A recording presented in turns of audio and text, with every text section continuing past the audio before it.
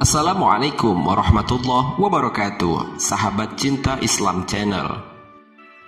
Sahabat Abu Hurairah radhiyallahu anhu mengisahkan, pada suatu hari Nabi Shallallahu alaihi wasallam mendatangi kuburan, lalu beliau mengucapkan salam, Assalamualaikum daru qaumin mu'minin, wa inna insyaallahu bikum lahikun. Semoga keselamatan senantiasa menyertai kalian, wahai penghuni kuburan dari kaum mukminin, dan kami insya Allah pasti akan menyusul kalian. Selanjutnya beliau bersabda, aku sangat rindu berharap untuk dapat melihat saudara-saudaraku. Mendengar ucapan ini, para sahabat keheranan, sehingga mereka bertanya, bukankah kami adalah saudara-saudaramu wahai Rasulullah? Rasulullah Shallallahu alaihi wasallam menjawab, antum ashabi wa ikhwanuna allazina lam ya'tu ba'du.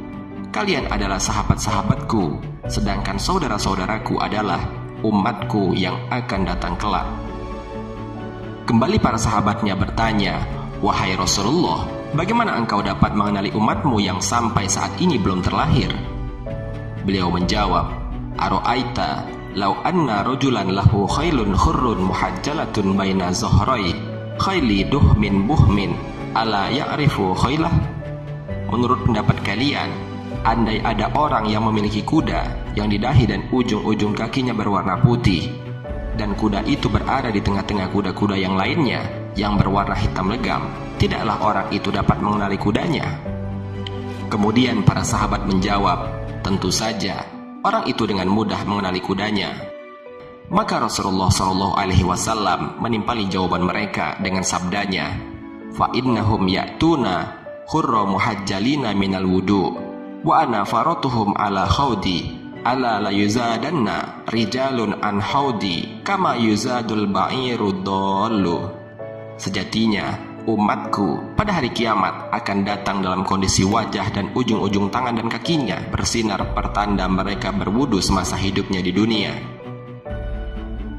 Aku akan menanti umatku di pinggir telagaku di alam mahsyar, dan ketahuilah bahwa akan ada dari umatku yang diusir oleh malaikat sebagaimana seekor unta yang tersesat dari pemiliknya, dan mendatangi tempat minum milik orang lain sehingga ia pun diusir.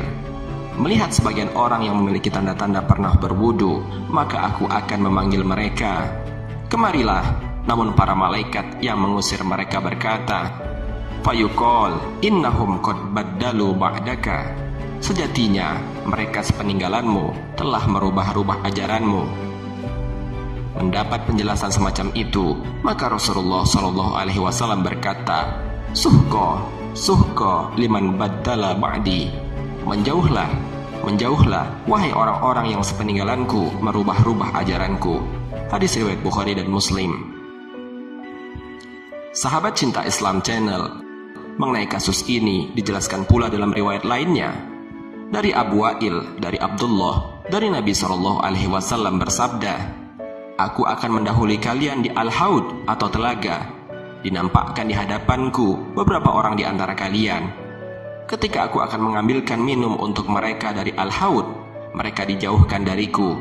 Aku lantas berkata, wahai Rabbku, ini adalah umatku. Lalu Allah berfirman, engkau sebenarnya tidak mengetahui bid'ah yang mereka buat sesudahmu. Hadis riwayat Bukhari nomor 7049. Dalam riwayat lain dikatakan, wahai Rabbku, mereka betul-betul pengikutku. Lalu Allah Subhanahu wa ta'ala berfirman, sebenarnya engkau tidak mengetahui bahwa mereka telah mengganti ajaranmu setelahmu. Kemudian aku Rasulullah Shallallahu alaihi wasallam mengatakan, celaka, celaka bagi orang yang telah mengganti ajaranku sesudahku. Hadis riwayat Bukhari nomor 7051. Lantas, siapakah orang-orang yang celaka yang dimaksud di dalam hadis tersebut? Sebagaimana disampaikan oleh Imam Nawawi rahimahullah, para ulama berselisih pendapat dalam menafsirkan mereka yang tertolak dari telaga Nabi Shallallahu alaihi wasallam tersebut. Pendapat pertama yang dimaksud adalah orang-orang munafik dan orang-orang murtad. Sedangkan pendapat kedua yang dimaksud adalah orang-orang yang masuk Islam di zaman Nabi Shallallahu alaihi wasallam lantas murtad sepeninggalan Nabi Shallallahu alaihi wasallam. Kemudian pendapat yang ketiga yang dimaksud mereka adalah ahli maksiat dan pelaku dosa besar yang mati masih dalam keadaan bertauhid. Begitu pula termasuk di sini adalah pelaku bid'ah, sehingga apa yang dilakukannya mengeluarkannya dari Islam. Menurut pendapat ketiga ini, apa yang disebutkan dalam hadis bahwa mereka terusir cuma sekedar hukuman saja, mereka tidak sampai masuk neraka, bisa jadi Allah merahmati mereka, lantas memasukkan mereka ke dalam surga tanpa siksa. Dan bisa jadi pula mereka memiliki tanda bekas wudhu pada wajah, kaki dan tangan. Bisa jadi juga mereka hidup di zaman Nabi SAW dan setelah itu. Akan tetapi beliau mengenal mereka dengan tanda yang mereka miliki.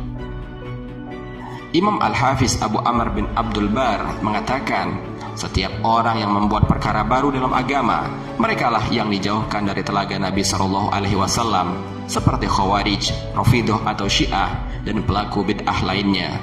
Begitu pula orang-orang yang berbuat zalim dan terlaknat lantaran mereka melakukan dosa-dosa besar. Semua yang disebutkan tadi dikhawatirkan terancam akan dijauhkan dari telaga Nabi SAW. Syarah Sahih Muslim halaman 122. Sahabat Cinta Islam Channel, demikianlah sekelumit penjelasan mengenai orang-orang yang kelak akan diusir oleh Rasulullah SAW karena perbuatan yang mereka lakukan, yaitu mengganti ajaran-ajaran yang sudah diajarkan oleh Nabi Muhammad SAW sepeninggalan beliau. Semoga kita kelak tidak termasuk ke dalam orang-orang yang dilaknat oleh Nabi SAW di atas dan diberikan rahmat dan kasih sayang oleh Allah Subhanahu wa Ta'ala untuk dimasukkan ke dalam surganya Allah Subhanahu wa Ta'ala bersama orang-orang soleh lainnya. Wallahu a'lam. Semoga bermanfaat. Wassalamualaikum warahmatullahi wabarakatuh.